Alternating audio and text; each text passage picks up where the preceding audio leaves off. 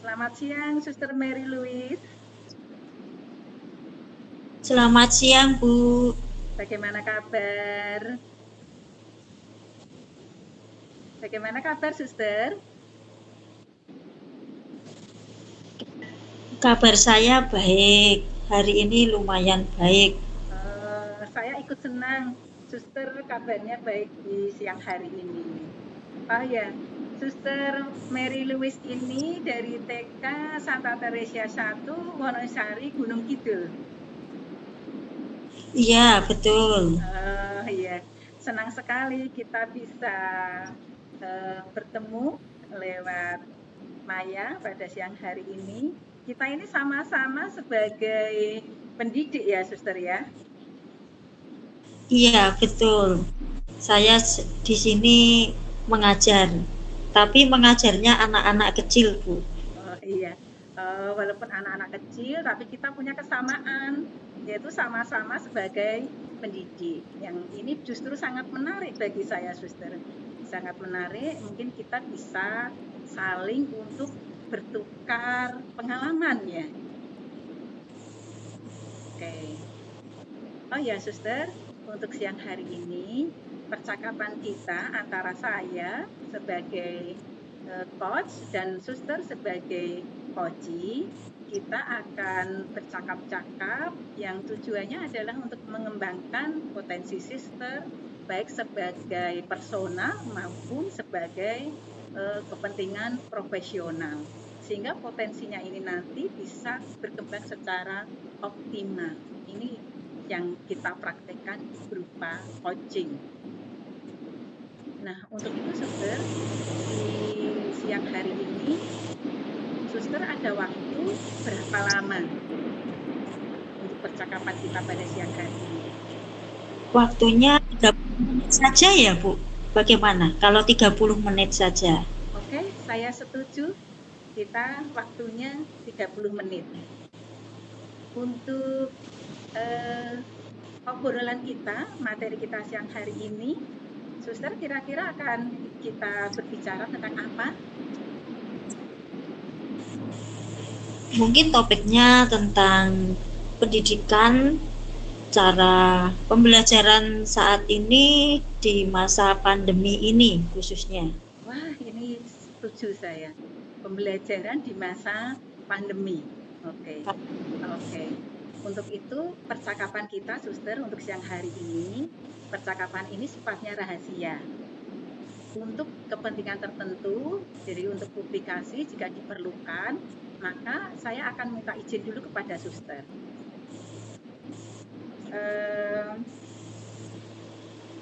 Untuk tema ini ya, tema mengenai pembelajaran di masa pandemi ini, harapan-harapan apa, impian apa ya, yang akan Suster inginkan, goal apa yang ingin Suster capai dari obrolan kita pada siang hari ini? Goal yang mungkin saya ini di masa pandemi ini, anak-anak dapat menerima, menangkap, memahami apa yang saya berikan melalui media sosial berkaitan dengan pembelajaran anak-anak hari itu. Misalkan kalau anak TK itu setiap hari selama masa pandemi ini secara daring khususnya itu menggunakan biasanya pakai video ataupun kita membuat video pendek tentang pembelajaran itu, dan di situ diharapkan anak-anak memahami, mengerti apa yang disampaikan kita sehingga mereka dapat mengerjakan tugas-tugas yang diberikan, karena anak-anak kalau tidak diberi contoh melalui kegiatan-kegiatan yang diberikan itu mereka tidak ngerti karena belum bisa membaca, belum bisa menulis pun hanya pengenalan yang sederhana-sederhana dengan pembiasaan melalui mewarnai, menarik garis itu kalau untuk anak TK. Seperti itu. luar biasa ya Suster. Jadi selama masa pandemi ini, Suster memanfaatkan media sosial untuk pembelajaran, ya, agar anak-anak bisa menerima, ya, memahami, mengerti dari pembelajaran melalui video tadi. Dari video tadi berisi contoh-contoh ya Suster, berisi contoh-contoh karena anak-anak ini belum bisa membaca, belum bisa menulis, maka Suster memberikan dalam bentuk contoh-contoh, harapannya itu bisa dilakukan oleh siswa. Ini untuk obrolan kita hari ini dengan tujuan pembelajaran ya bisa diterima, bisa dimengerti, bisa dipahami tadi yang sudah Suster lakukan selama ini. Jika ibaratnya ya Suster, kita akan melangkah sampai langkah ke-10 ya. Kira-kira menurut Suster ini sudah sampai ke langkah keberapa? Maksudnya langkah-langkah dalam arti yang saya lakukan di sekolah atau bagaimana, Ibu? Untuk obrolan kita siang hari ini, Suster tadi berharap bahwa pembelajaran di masa pandemi akan menggunakan media sosial, ya. Media sosial ini harapannya Suster, siswa-siswanya Suster nanti bisa menerima, bisa menangkap tadi ya, bisa mengerti, memahami ya, dari pelajaran melalui contoh-contoh dalam video. Nah, jika itu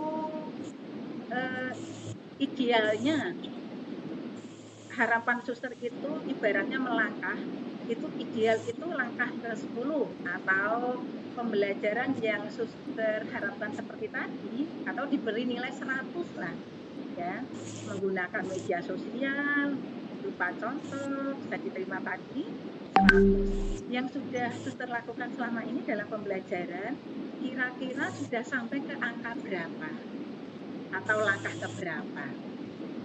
Kalau selama ini pengalaman di sini itu ya kami kalau TK itu tidak pakai langkah-langkah ya Bu, mungkin kami pakainya perkembangan penilaian di dalam perkembangan itu kan ada belum muncul, mulai muncul, berkembang sesuai harapan, berkembang sangat baik. Nah, di situ dari penilaian seperti itu kami bisa istilahnya selama ini ya sudah sesuai dengan apa yang kita inginkan. Mereka berkembang sesuai harapan kita. Ya memang ada beberapa anak yang memang sudah sempurna, tetapi banyak anak juga yang sudah berkembang sesuai harapan kita. Seperti itu, Bu. Wow, luar biasa ya, Suster. Berarti anak-anak ini dilihat dari fase-fase perkembangannya, mulai ada yang potensinya belum muncul, ada yang mulai muncul, ada yang sudah baik, bahkan ada yang sudah sempurna. Untuk itu, harapan-harapan apa lagi yang Suster inginkan untuk dikembangkan melalui media sosial pembelajaran di era pandemi ini? Harapan saya ke anak-anak itu dengan media yang kami buat, itu mereka dapat ya istilahnya mengerti dan bisa memanfaatkan media itu lebih lagi, dalam arti kan mereka tidak bisa sendiri tetapi didampingi oleh orang tuanya. Nah, dalam pendampingan itu setidaknya orang tua semakin di sini lebih ke bukan kalau yang SD ke atas itu mungkin lebih ke istilahnya target ilmunya atau target penilaiannya. Tetapi kalau anak-anak TK ini kita istilahnya lebih ke pembiasaan sehari-hari melalui perkembangan 6 aspek perkembangan di dalam anak tersebut. Nah, di situ anak-anak itu dengan video tersebut mereka semakin berkembang di dalam 6 aspek tersebut. Karena di penilaian anak TK itu mencakup 6 aspek perkembangan. Itu seperti itu. Oh iya. Ada norma nilai agama, ada kognitif, ada fisik motorik, ada sosial emosional, ada kognitif, ada seni. Kalau anak TK. Oh iya. Selama ini pembelajaran melalui media sosial, harapannya anak-anak ini didampingi oleh orang tuanya. Ya, pendampingan ini terutama untuk pembiasaan, ya, sehingga 6 aspek untuk tahap perkembangan ini akan berkembang secara optimal. Aspek-aspek tadi bisa aspek agama atau spiritual, bisa aspek kognitif, kemudian aspek psikomotorik atau gerak, kemudian aspek sosial emosional, maupun aspek seni. Wah, ini luar biasa. Nah, Suster, dari 6 aspek tadi untuk harapan perkembangan kebiasaan siswa, ya, murid-muridnya Suster yang didampingi oleh orang tua, kalau dilihat dari persentase, kira-kira pencapaiannya sudah berapa persen ya, Suster ya, secara umum? Pencapaian semua aspek ini lebih kurang 80% sampai 90% karena mereka umurnya juga sudah matang. Kebetulan saya ini di kelompok B yang mau ke kelas 1. Jadi mereka secara perkembangan 6 aspek tersebut mereka sudah istilahnya bertumbuh sesuai harapan kita. Sehingga 80 sampai 90% sudah tercapai. Berarti dari 6 aspek itu sudah sekitar 80 sampai 90% mereka sudah bertumbuh, ya. Untuk itu adakah harapan-harapan yang lain, Suster, yang lebih dari itu, ya? Setelah pencapaian yang luar biasa ini, harapan apa lagi yang akan Suster harapkan kepada siswa ataupun kepada orang tuanya? Dalam hal ini, karena mereka itu disiapkan untuk ke kelas 1 juga, selain 6 aspek tersebut, nah diharapkan, saya berharap nanti setelah mereka dari kelompok B, kelas B, TKB itu nanti di kelas 1 setidaknya mereka menjadi anak yang mandiri, lalu mereka sudah istilahnya bisa menyesuaikan materi-materi apa saja yang ada di kelas 1 nanti, khususnya di dalam baca tulis. Karena di kelas 1 itu istilahnya kalau secara kurikulum memang tidak diwajibkan sudah bisa baca tulis, tetapi secara istilahnya nanti di kelas 1 setidaknya mereka sudah mengenal namanya baca tulis, sehingga ketika materi di kelas 1 tidak begitu kewalahan, tapi mereka bisa menyesuaikan dengan pembelajaran di kelas 1. Seperti itu. Ya, terima kasih.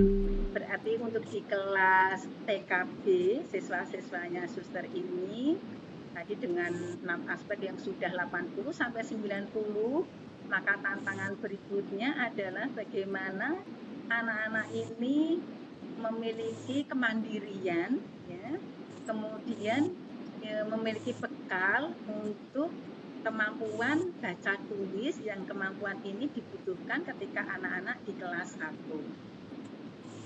Nah, untuk itu Suster, langkah-langkah apa yang akan Suster laksanakan agar anak-anak ini memiliki kemandirian, agar anak-anak ini punya kemampuan untuk menyesuaikan kemampuan baca dan tulis? Langkah apa yang akan Suster laksanakan?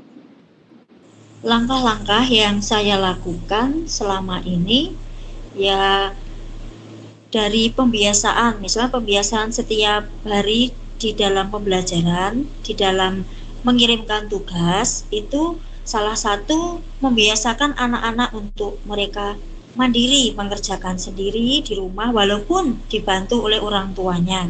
Di dalam misalkan harus buka HP untuk ini tugasnya di buku ini, halaman ini yang bisa baca adalah orang tuanya. Nah, tapi anak tersebut kan dia mengerjakan sendiri. Lalu yang kedua dari pembiasaan seperti itu diharapkan, saya mengharapkan anak itu secara tidak langsung mereka belajar untuk mandiri. Yang kedua, langkah yang kedua itu ketika untuk mengenalkan baca tulis melalui huruf-huruf. Biasanya saya kadang selain media sosial lewat video, kadang mengadakan Zoom sama anak-anak itu. Nah, di dalam Zoom itu saya mengajarkan huruf-huruf. Huruf-huruf yang pertama dari A sampai Z, lalu disebutkan, mereka saya suruh untuk menyebutkan huruf-huruf tersebut dengan lagu. Lalu setelah itu huruf konsonan itu apa saja, huruf vokal apa saja dari kartu-kartu huruf yang saya sharekan lewat Zoom tersebut. Setelah itu nanti saya membuat kata suku kata, misalkan babi bu bebu sampai iya yiu yiu, seperti itu. Setelah itu tahap berikutnya nanti dari babi bu bebu sampai iya yiu yiu itu nanti kita gabung huruf-hurufnya itu untuk menjadi kata. Nah, dari situ anak-anak belajar secara tidak langsung, belajar mengenalkan kalimat, kata, huruf. Dari situ lama-lama anak-anak akan ketika hafal huruf per huruf, mereka dengan sendirinya akan bisa merangkai huruf-huruf ataupun kata-kata yang saya sharekan itu untuk dibaca. Seperti itu. Wah, ini betul-betul menarik ini, Suster.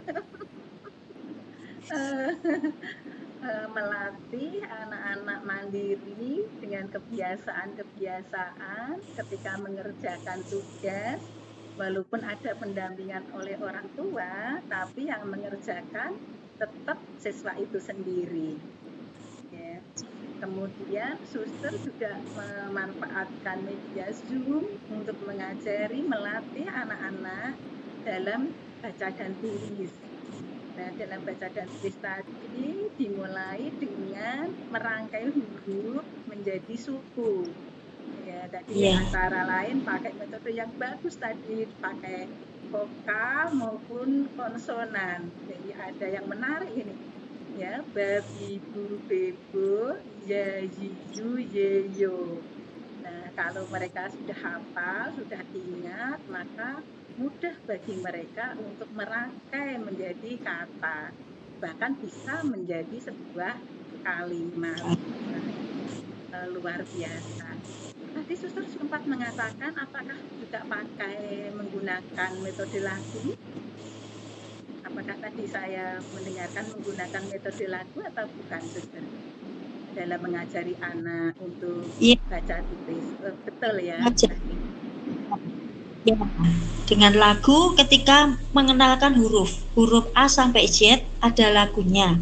Jadi pertama dengan lagu itu akan cepat terserap oleh anak-anak, cepat dimengerti oleh anak-anak dengan lagu A sampai Z itu.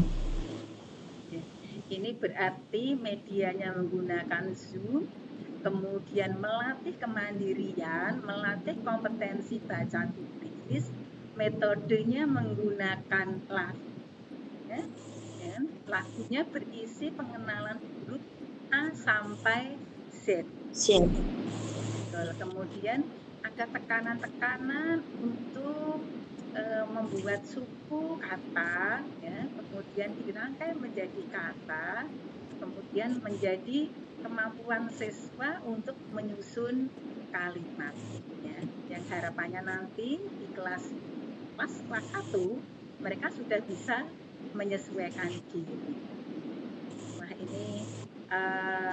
harapan suster ini bisa jadi sudah sampai ke 100% untuk pencapaiannya dengan medianya, kemudian metodenya, ya, apalagi dengan lagu, ya.